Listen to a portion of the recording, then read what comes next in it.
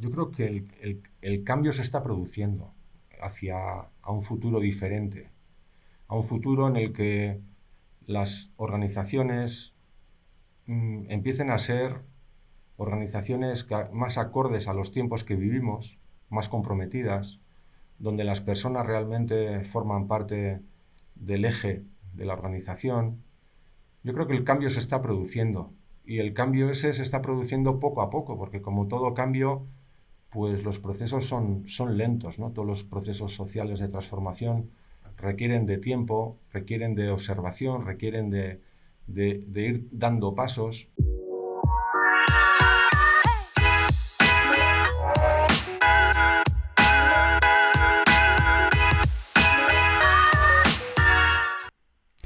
Antes de iniciar, te invito a que te suscribas a nuestro canal de YouTube para que puedas escuchar cada uno de nuestros episodios. Mi invitado en este conversar el día de hoy es Ancio Orexa. Es originario del País Vasco, del Bilbao, España. Fue coordinador de una organización que colabora con niños y adolescentes y estuvo colaborando 30 años en esta organización. Actualmente colabora con Next Group como coordinador de equipo de compromiso con la sociedad. Ancio tiene una gran experiencia en prácticas de autogestión, donde él inició de manera intuitiva, ingenia, en los años de los 80. Te recomiendo que tengas paciencia en los primeros minutos, ya que Ancio está lleno de sabiduría y tiene mucho que aportar a nuestra comunidad. Nuestro conversar fue cómo ser congruentes y radicales desde la raíz, cómo visualizar una organización de manera horizontal y observar la organización en cada momento, en cada día, para poderse adaptar. Así que los dejo para que disfruten este conversar con Ancio. Hola Ancio, ¿cómo estás? Bienvenido. Hola Pancho, buenas tardes, ¿qué tal estás? Bien, bien, y muy contento aquí después de un tiempo de coordinar nuestro conversar y por fin hoy aquí estamos y bueno, es un placer y un honor tenerte aquí como invitado. Gracias, igualmente. Bien, fíjate que siempre abro un espacio con mis invitados en esta parte de, pues para ti, ¿qué es la autogestión?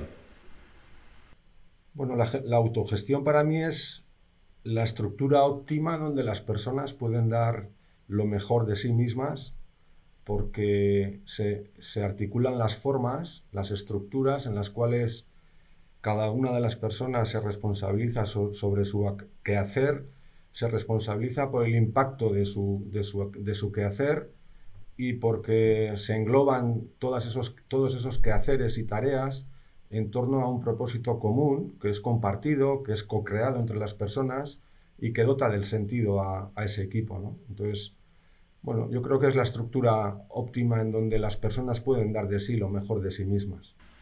Claro, claro. Y Axio, ¿cómo llegas tú a la autogestión? ¿En qué momento llegas de toda tu trayectoria? ¿Cómo conectas a la... Pues conecto de una manera muy intuitiva, muy ingenua también. Con 18 años aproximadamente, un grupo de amigos decidimos montar una organización que trabajara con niños y con preadolescentes, con adolescentes, en el tiempo libre, en el ámbito no formal, en el ámbito fuera de la escuela, ¿no? Para realizar actividades de tiempo libre, ¿no? Porque, bueno, en los años 80, 90, hubo un movimiento de trabajar en el ámbito del ocio y del tiempo libre con niños y jóvenes, de alguna forma para suplantar lo que hasta entonces el espacio de la calle había favorecido para el desarrollo personal de las personas, ¿no? Las calles, los barrios y las ciudades se van transformando y dejan de convertirse en espacios de socialización y de aprendizaje, ¿no? Para la vida, ¿no?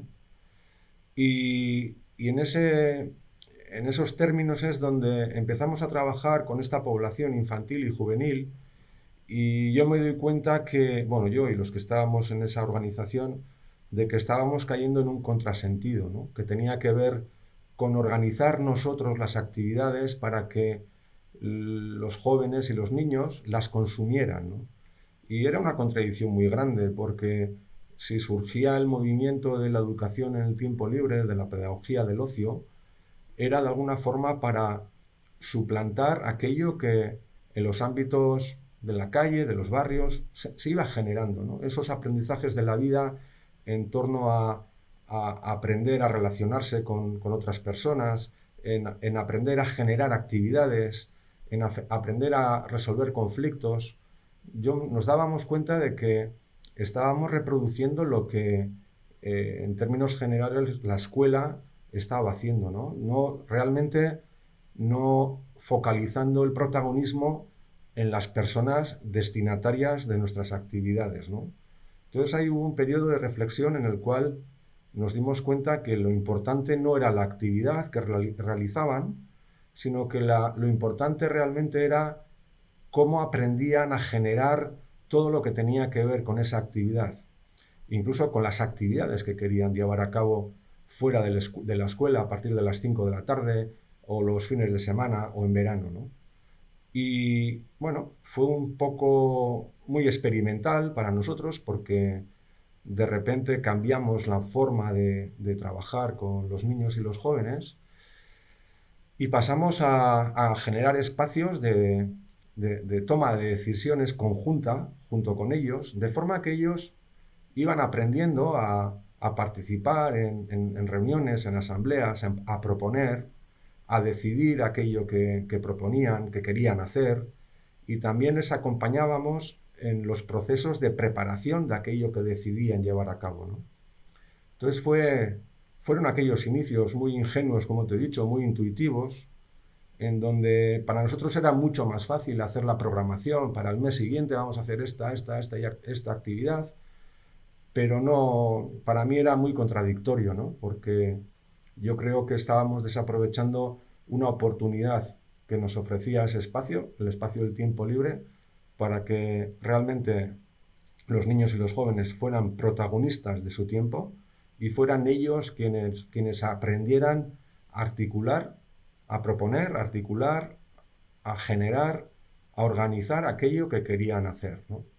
Entonces, fueron aquellos inicios, quizás mis primeros contactos con la autogestión, las primeras reuniones para hacer propuestas, para acordar, para tomar decisiones, para crear equipos, subequipos dentro de los equipos que se organizaban entre sí para diferentes tareas.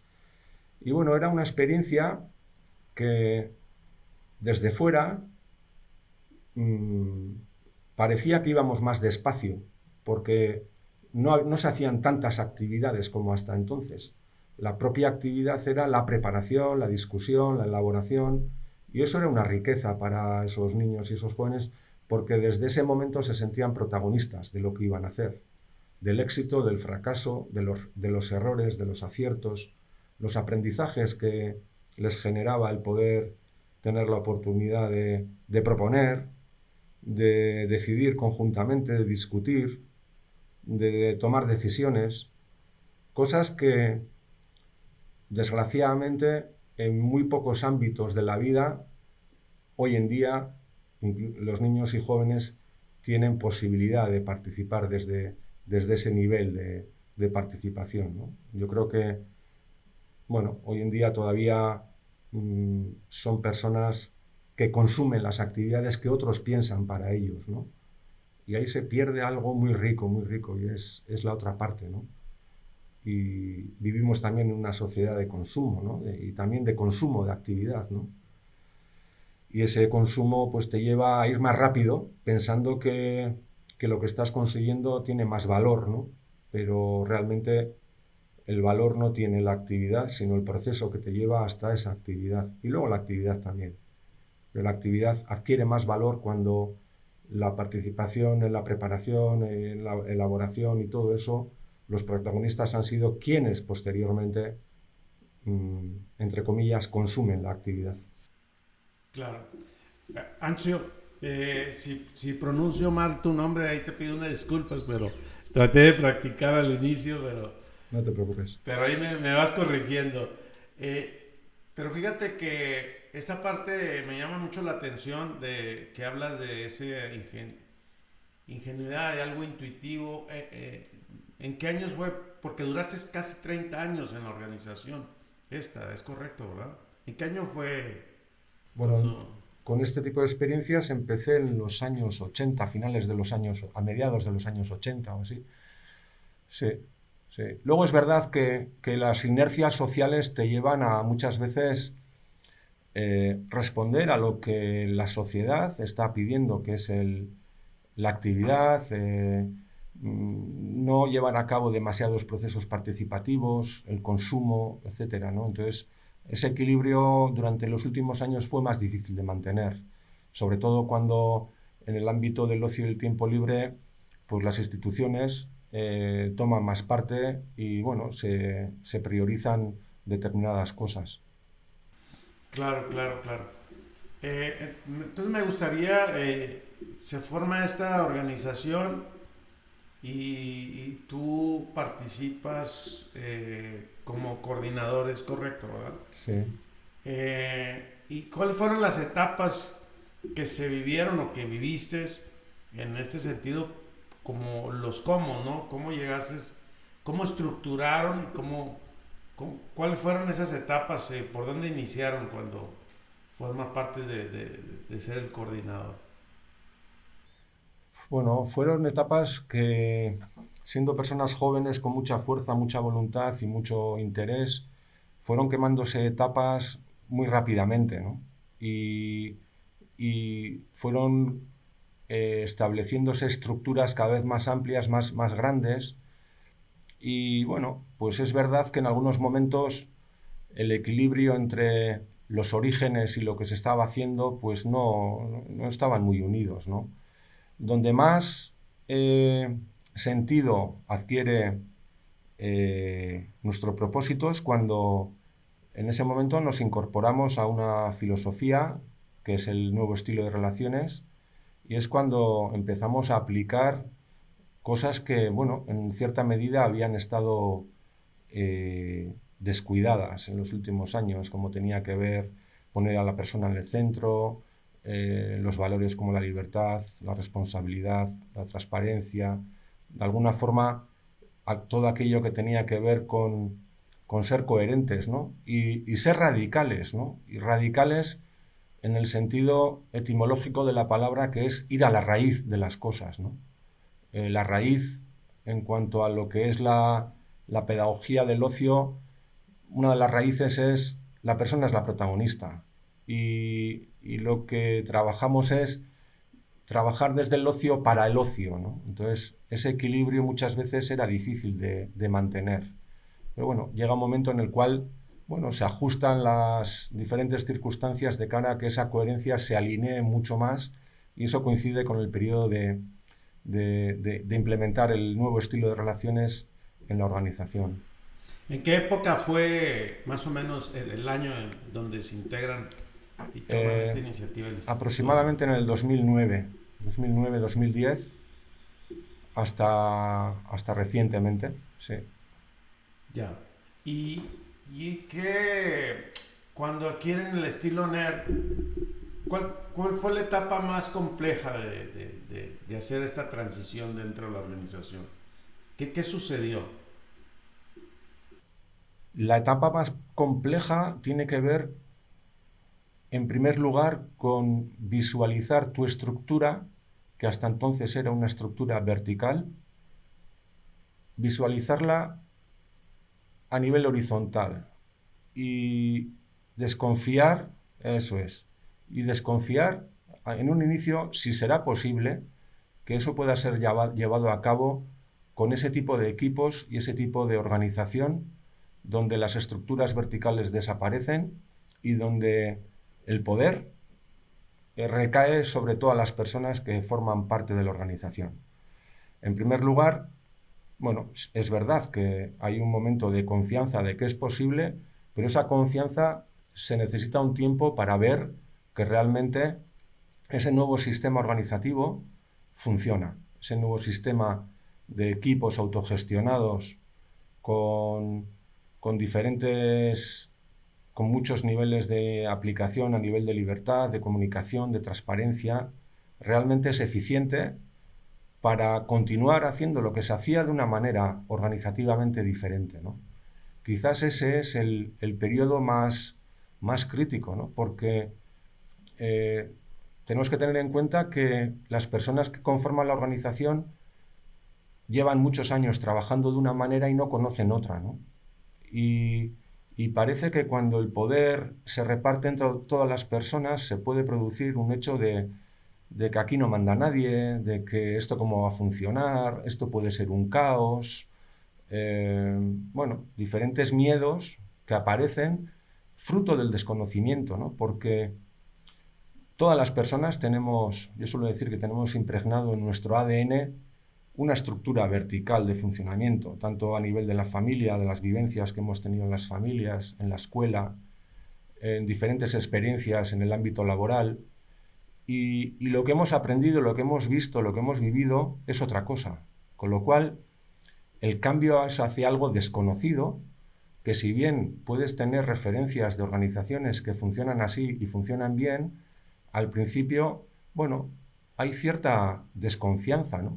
Porque parece que se te puede ir de las manos, ¿no? Eso que hasta entonces has estado haciendo de una manera, ¿no?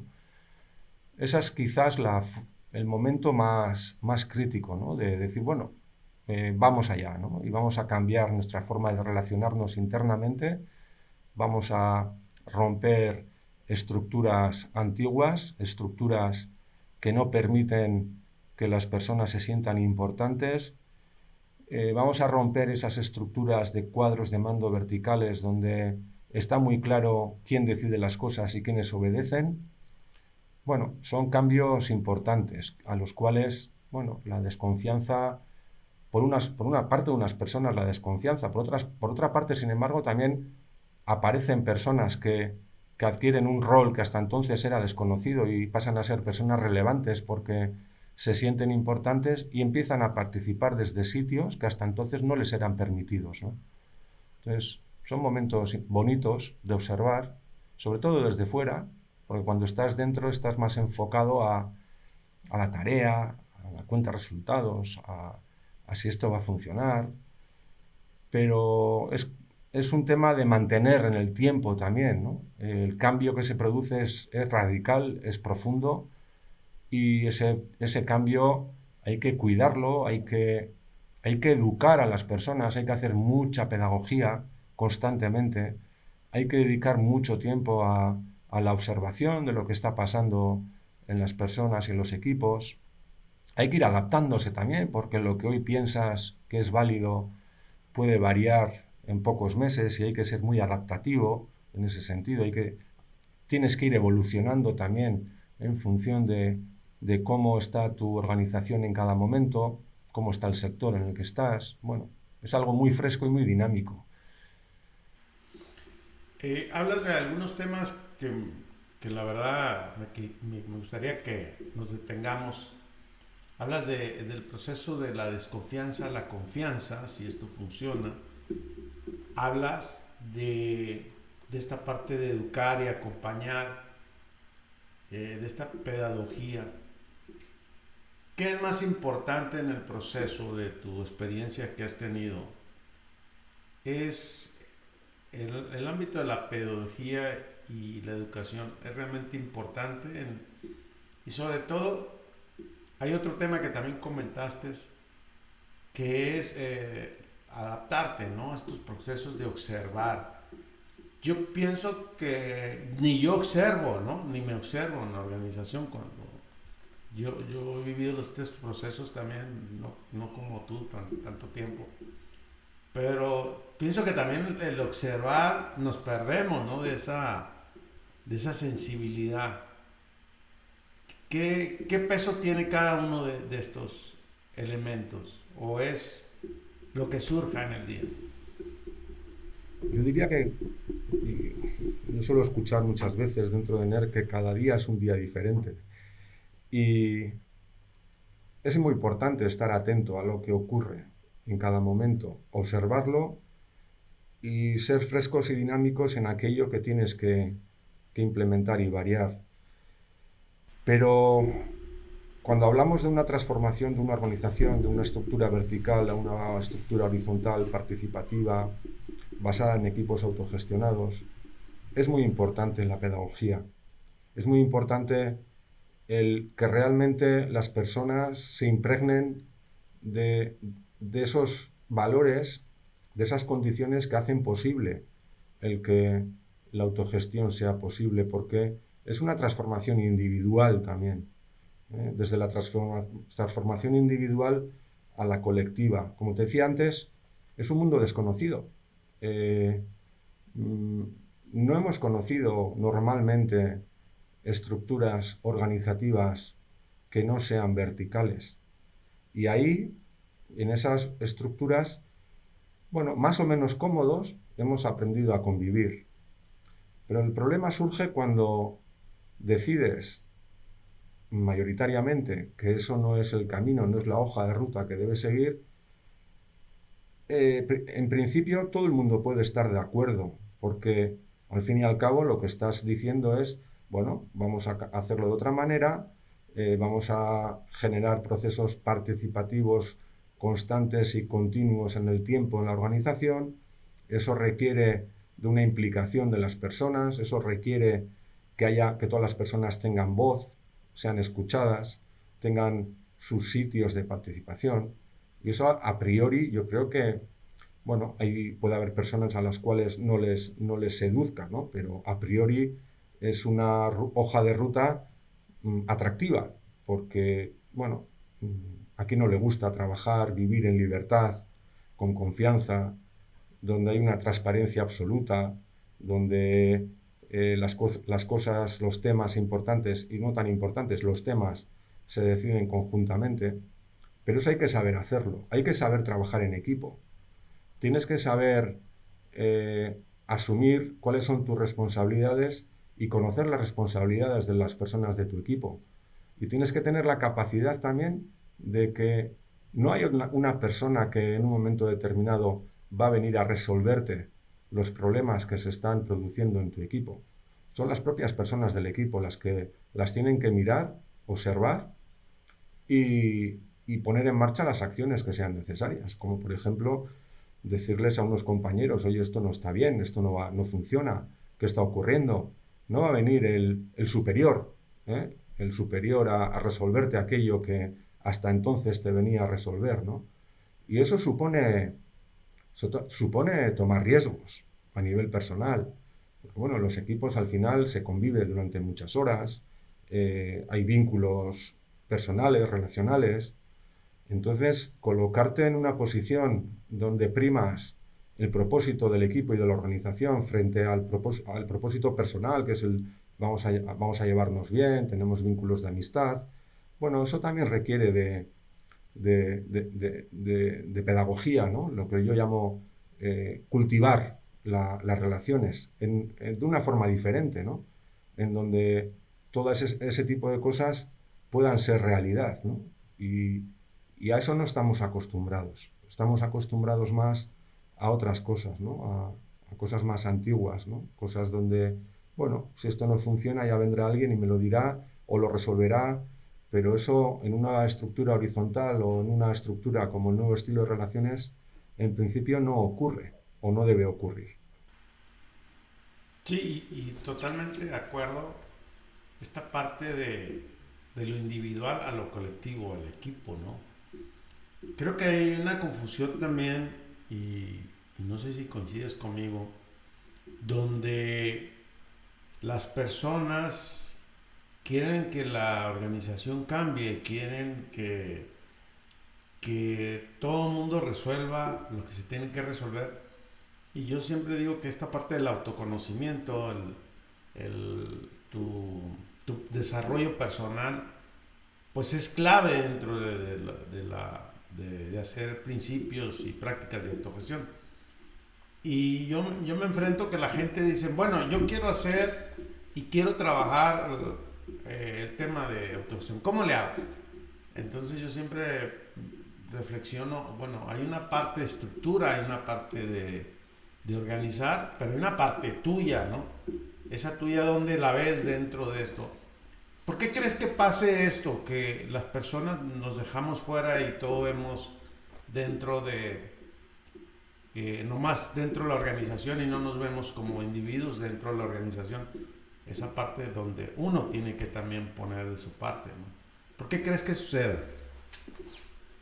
No sé, se me ocurre, o creo que en muchas ocasiones hay una fuerza interior que nos arrastra hacia el ego, ¿no? Hacia uno mismo, hacia nuestro confort, hacia aquello que tiene que ver con mi bienestar, con mi comodidad, con un posicionamiento, entre comillas, egoísta, ¿no? Y perder de vista, pues, lo que es la visión colectiva, ¿no?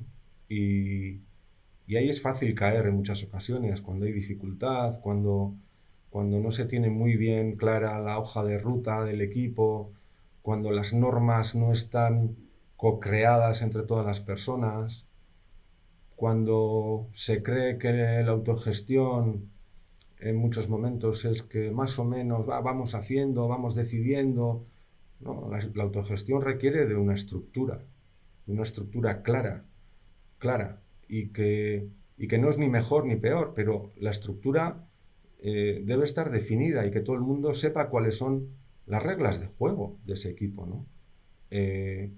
La tarea la conocerán seguramente, añadémosle a eso el propósito del equipo, aquello que a las personas del equipo les satisface pertenecer a ese equipo, las normas de funcionamiento, qué ocurre cuando un acuerdo no se cumple, cuáles son los compromisos que se pueden adquirir en este equipo, cuál es el ámbito de decisión del equipo, cómo se deciden las cosas, la claridad sobre cómo se deciden las cosas.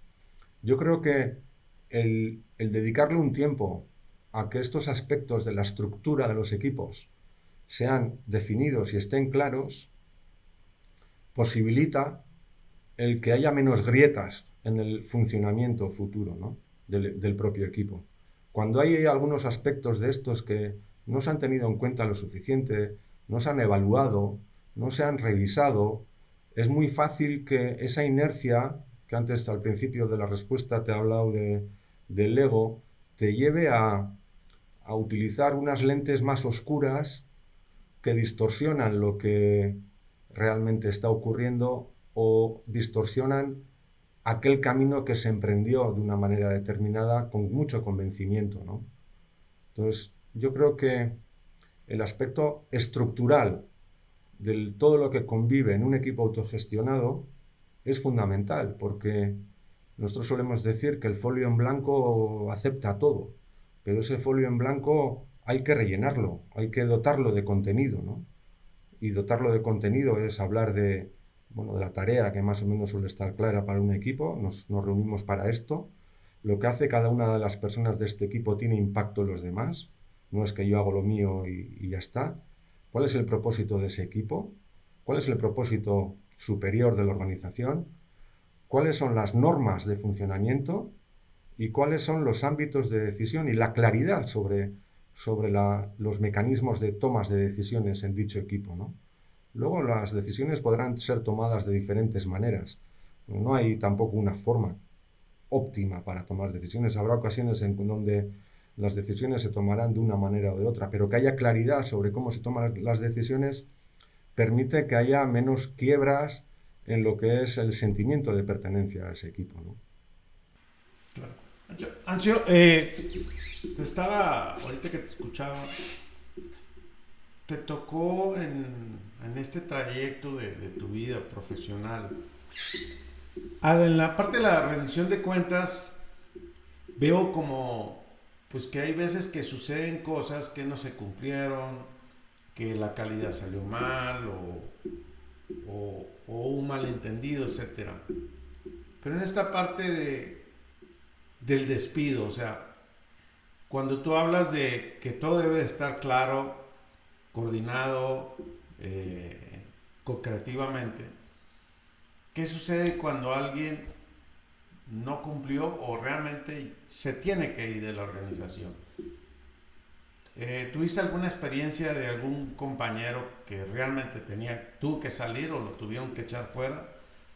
Porque también veo como Eh, Me ha tocado en mi organización que eso como que cuesta trabajo esta parte una vez que ya están las cosas claras, pero como te vamos a dar una oportunidad más, ¿no? Y siempre hay una oportunidad más, pero ¿qué momento es lo que haga sentido al equipo, a la organización? ¿O realmente nunca tuviste de un colega que se lo hayan tenido que echar? Bueno, normalmente nosotros en NER Group, el aspecto de los despidos no es algo que forme parte de nuestra vida cotidiana. Partimos de la premisa de que nos podemos permitir cometer errores. Eso es importante tenerlo en cuenta. Y de hecho, eh, bueno, de alguna forma lo que transmitimos es que hay que probar, hay que experimentar, hay que ver cómo ocurren las cosas. Es verdad que en todos los equipos, en todas las organizaciones, cíclicamente aparecen personas, bueno, pues que con cierta asiduidad pueden eh, entorpecer la tarea y el propósito de ese equipo. Eso yo creo que ocurre en todos los sistemas organizativos, en el nuestro también. Lo que ocurre es que nosotros lo que hacemos es abordar, desde abrir conversaciones con lo que está ocurriendo en cada circunstancia, y especialmente últimamente estamos haciendo un trabajo específico que tiene que ver con el trabajo en torno a los valores que nos unen, ¿no? Y los valores que nos unen a las personas de cada organización. Y el trabajo específico que hacemos es delimitar cuáles son los comportamientos asociados a cada valor. Es decir, hablamos de libertad y responsabilidad y eso se traslada a un sistema organizativo con estas características. Y empezamos también poco a poco a formular cuáles son las líneas rojas que no se deben sobrepasar y que en el caso de sobrepasarlas se requiere de un abordamiento especial, de ese incumplimiento, de esa tarea que no se ha cumplido. Pero en este sentido también es importante llevar a cabo el trabajo de cuáles son los comportamientos asociados que se les ascriben a cada uno de los valores sobre los cuales erigimos nuestra organización. Y a partir de los comportamientos asociados hay un momento en el cual se delimita una línea roja que no se puede sobrepasar. Y eso te permite una conversación clara y concisa en torno a circunstancias puntuales que se van produciendo a lo largo del tiempo. Y eso es inevitable que ocurra. Es inevitable que en ciertos momentos se produzcan incumplimientos por motivos que no son demasiado justificados. Pero el que los tengas claros, consensuados y decididos por todas las personas, te abre un campo de conversación objetivo que nada tiene que ver con el enfado, con la pataleta, con la rabia que produce, que también, pero esa objetivización de la situación a partir de esas líneas rojas, de eso que no se puede permitir, bueno, te coloca en un sitio diferente al que estarías si no lo tuvieras, ¿no? Y si algo nos caracteriza es que por esos motivos, a no ser de que alguien infrinja unas leyes superiores como pueden ser el acoso, el abuso, el hurto, motivos realmente superiores, nosotros siempre desestimamos la opción de despedir a personas que por un motivo u otro no están totalmente alineadas con el propósito de la organización. Y de hecho, los hechos, los datos nos lo corroboran, ¿no? Y es que hay estudios donde se nos dice que un porcentaje altísimo en todas las organizaciones pertenece a un grupo de personas que no están alineadas al 100% con el propósito de la organización. Y lo que buscamos es aprender a convivir con eso, aunque tenga ciertos matices de resignación, ¿no?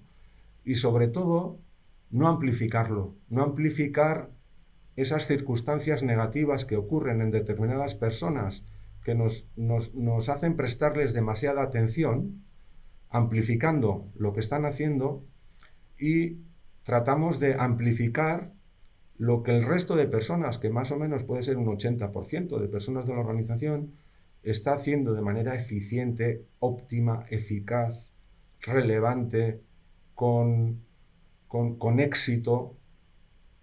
Bueno, es un equilibrio, ¿no?, entre aprender a convivir sin que suene a resignación y amplificar al resto, porque la tendencia del ser humano también es prestar atención a esa minoría, con la que has de coexistir, ¿no? Entendemos que amplificando a las fortalezas es más fácil que las debilidades también puedan transformarse, porque no estás haciendo de altavoz, no estás amplificando eso, ¿no? También eso requiere de pedagogía, porque en organizaciones con cientos de personas hay que prestar mucha atención a que no se ponga el foco en esas minorías que, cuanto menores sean, mejor, pero que siempre van a existir, por características del ser humano, porque, bueno, afortunada o desafortunadamente, los seres humanos somos seres imperfectos. Y con esa imperfección generamos organizaciones. Y esas organizaciones pues cuentan con esa caracterización del ser humano también, ¿no? Claro. Ancho, me gustaría que para la audiencia, ahora en este rol que estás en Nerve Group, que les aclares cuál es el propósito de Nerve Group, cuál es tu rol y en qué consiste, cuántas organizaciones son, un poquito para ponerlo en contexto, porque de repente van a, bueno, y entonces, ¿qué es eso, no? Nerve Group es una agrupación de empresas, de organizaciones, que estamos instaladas en Vizcaya y en Guipúzcoa, principalmente en el País Vasco, de diferentes tamaños. Hay organizaciones desde 10 personas hasta la mayor, que tiene en torno a 170, de diferentes sectores, en el sector industrial y del sector servicios, con diferentes configuraciones jurídicas. Hay cooperativas y no cooperativas, y todas lo que tenemos es un denominador común, y es que la forma de articular la organización se basa en lo que denominamos el nuevo estilo de relaciones. Esta asociación de empresas, en el 2019, hizo un trabajo muy bonito a nivel interno que tenía que ver con definir el propósito de la asociación, el propósito de Nerve Group. Fue un proceso participativo en el que participamos muchas personas de Nerve Group a partir de diferentes dinámicas, y lo interesante fue el proceso que vivimos, porque nos permitió conocernos, compartir inquietudes, sueños, aspiraciones, que al final las formulamos en un propósito evolutivo, que es algo así como, no es algo así, sino es así, nos cuidamos, aprendemos y evolucionamos comprometidas con las personas y con la sociedad. Bien, este es el propósito de Nerve Group.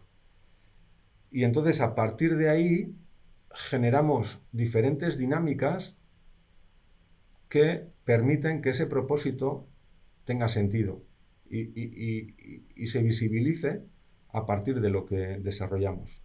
Y en este sentido, el último apartado que tiene que ver del propósito, que es comprometidas con las personas y con la sociedad, todas las organizaciones de Nerve Group destinan un 5% de su resultado y un 2% del tiempo de sus trabajadores a proyectos sociales en nuestros entornos más cercanos y también en otros continentes. Con una característica que es importante remarcar, y es que no apoyamos proyectos sociales económicamente si no hay participación directa de las personas de nuestras organizaciones en su tiempo de trabajo en dichos proyectos. Con lo cual, a lo largo del año vamos estableciendo conversaciones con diferentes asociaciones, ONGs, fundaciones o colectivos de personas que tienen diversas necesidades y con estos colectivos vamos diseñando proyectos de intervención que a dichos colectivos les supongan una transformación, les supongan un poder estar en otro sitio, desde nuestra acción, con aportación económica y con tiempo de nuestras personas para poder hacer realidad dichos proyectos. Y al final, bueno, la aportación económica se convierte, es importante, pero se convierte en algo simbólico si realmente contabilizamos el tiempo de las personas, en su tiempo de trabajo. Y esto, además de enriquecer al tejido social que tenemos cerca o en otros continentes, también les enriquece a las personas que participan en dichos proyectos, porque conocen realidades que hasta entonces les eran desconocidas, abren los ojos, abren miradas, las incorporan a sus vidas y esa incorporación a sus vidas la llevan también a sus organizaciones, ¿no?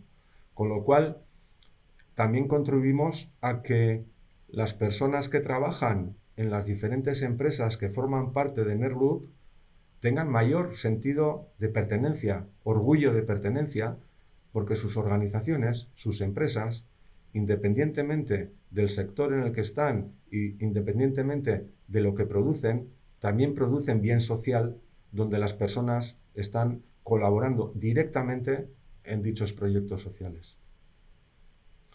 En este ámbito, mi labor es coordinar esos proyectos. Me coordino con los equipos que en cada organización hay, equipos de compromiso con la sociedad. En cada empresa, además de los equipos relacionados con la tarea, hay equipos de compromiso con la sociedad. Y yo junto con ellos, en interrelación con ONGs, fundaciones, asociaciones, etcétera, mensualmente vamos generando nuevos proyectos a los cuales vamos incorporando personas hasta un 2% de su tiempo como objetivo. A veces me dicen que el 2% es mucho tiempo. Y es muy fácil hablar de horas de trabajo, ¿no? En un convenio de en torno a 1.700 horas hablamos de que una persona que trabaja en Nerloop dispone de hasta 34 horas al año para implicarse en proyectos sociales, ¿no? Y eso es una gran riqueza, que 34 horas en 11 meses son como 3 horas al mes. Yo creo que son cosas que son posibles de hacer y que realmente contribuyen a que se puedan transformar realidades sociales a partir de la implicación de estas personas. Claro, muy interesante. Me gustaría hacerte una pregunta que no sé si sea un tema cultural. ¿Por qué en el País Vasco tienen tantas iniciativas de cooperativismo, de prácticas de autogestión? ¿Qué es lo que sucede? ¿Es un tema cultural o realmente, porque ustedes tienen su estilo, ¿no? Propio, que muy interesante, y veo que se les facilita mucho? ¿Con qué tiene que ver este tema? No tengo la respuesta, tengo mi opinión y mi opinión tiene que ver con un carácter forjado a lo largo de muchas décadas de nuestros antepasados en un entorno rural, principalmente, como era el País Vasco hasta hace mucho, un entorno rural en donde la colaboración formaba parte de la vida de los agricultores, de los pequeños agricultores, pequeños ganaderos, que requerían de la ayuda del vecino, que requerían de estar pendiente de lo que necesita uno u el otro, de colaborar. De hecho, hay un término en euskera, en vasco, que es auzolán, que es trabajo con el vecino. Es un término que ha formado parte de la cultura vasca, ¿no? Y luego los vascos también, pues me atrevería a decir que hemos sido solidarios también porque otros colectivos, otros continentes, otros países han sido solidarios con nosotros, ¿no? Y estamos siempre abiertos a que a que ese intercambio pueda ser posible, ¿no? Hemos sido comunidad receptora de otros países, de otras culturas, y nosotros también hemos tenido que ser recibidos en otros sitios, con lo cual el concepto de solidaridad desde nuestros ancestros a nivel cultural, en entornos muy rurales, ha sido algo, bueno, un eje, un pilar, pero también en su vertiente más amplia, ¿no? Más internacional. Es una hipótesis que, bueno, yo la puedo afirmar con rotundidad, pero sí, yo creo que siempre nos hemos caracterizado por sentirnos cerca unos de los otros, necesitarnos unos de los otros, de poner en práctica estructuras que lo permitan, ¿no? Y yo creo que ese bagaje, de alguna forma, forma parte de nuestra cultura. Claro. Y en tu observar, una mirada hacia el futuro, ¿qué crees que vaya a pasar con la humanidad y en las organizaciones con estas prácticas de autogestión? ¿Cómo tú miras el mundo en 5 años, en 10 o en 20 años? ¿No? ¿Qué crees que vaya a suceder?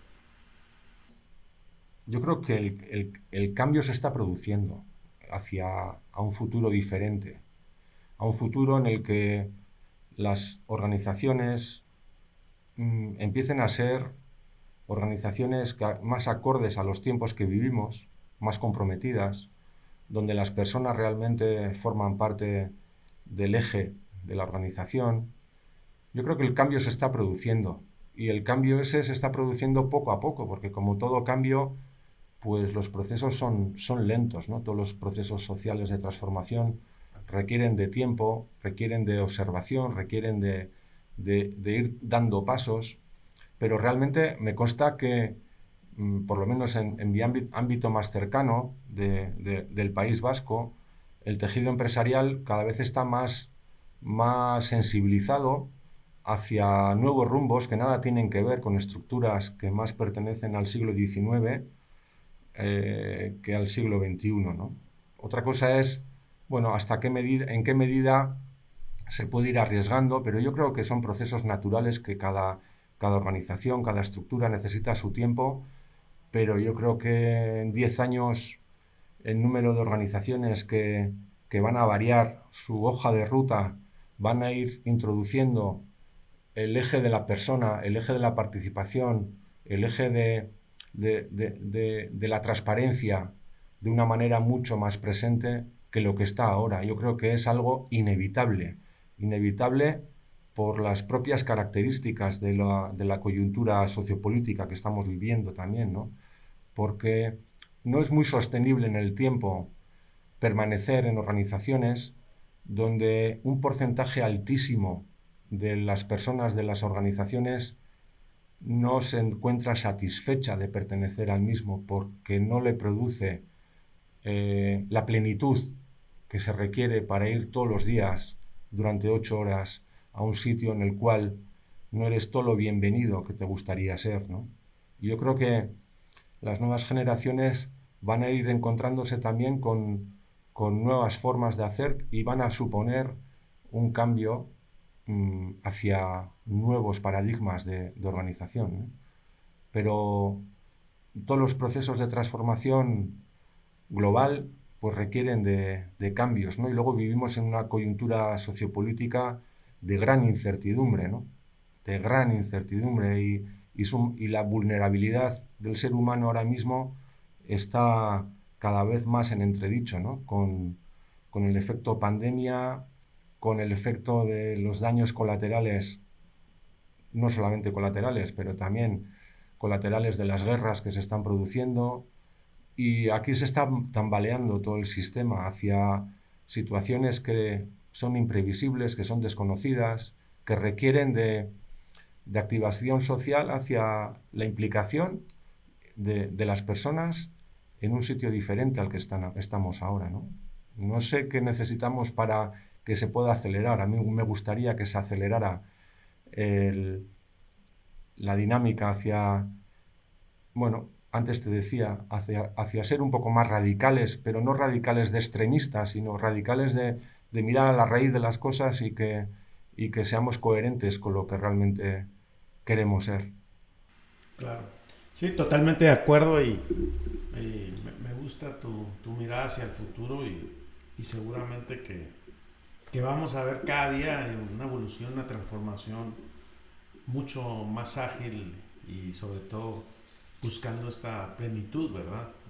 Como seres humanos. Y me gustaría ser respetuoso con tu tiempo.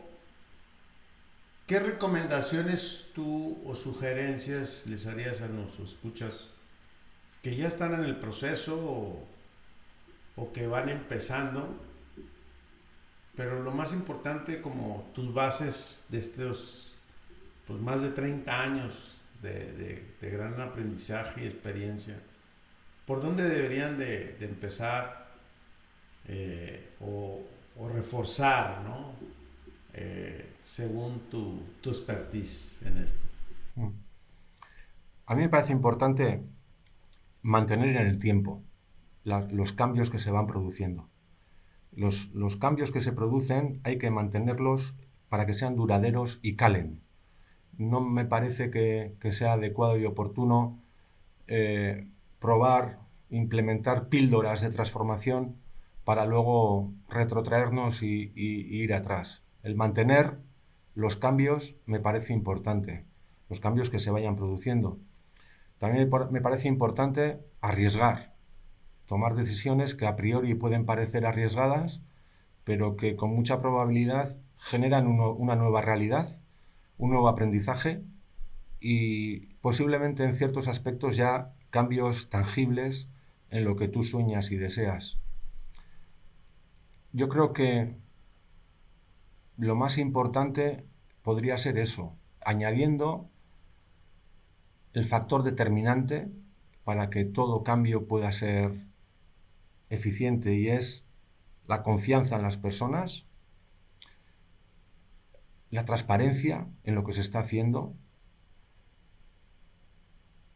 basarnos en relaciones que se co-crean en la libertad y la responsabilidad y entender todos estos valores como valores absolutos, que no se puede ser tibios en la interpretación de los valores y que se avanza mucho más coherentemente entendiendo los valores en su integridad. No podemos ser transparentes al 70% cuando estamos ocultando el 30%. No podemos decir que confiamos en las personas cuando la situación económica viene mal dada y procedemos a efectuar despidos de personas. No podemos decir que nos basamos en organizaciones que se estructuran en base a la libertad cuando hay determinadas situaciones en las cuales las decisiones recaen sobre unos cuantos y no se entiende por qué. Yo creo que el entendimiento de los valores como valores absolutos también ayuda a que se sea más coherente y que esos pasos que se van dando y hay que mantener en el tiempo puedan tener mayor tierra, mayor suelo, mayor estabilidad en el tiempo. Muy bien, muchas gracias, Ancio, y me quedo con esta palabra que comentaste, no hacer píldoras de cambio, ¿no? Tiene que ser sustentable, ¿no? Al final, no puede ser algo superficial Maquillaje. sí, y que eso también genera frustración, ¿no? Cuando son esos cambios que no los vemos y ponemos a prueba en el tiempo, ¿no? Y me quedo con eso muy profundamente. Ancio, te agradezco mucho. Es un placer haberte tenido aquí en este conversar. ¿Dónde te pueden localizar y dónde estás activamente? En la página web de NER Group, desde ahí, bueno, ahí se puede ver lo que hacemos y ahí también se puede contactar conmigo a partir del correo electrónico que aparece en la página web y poco más. Bien, pues te agradezco mucho y pues ahí vamos a estar en contacto. Muy bien, gracias, Pancho. Bien, un abrazo. Igualmente.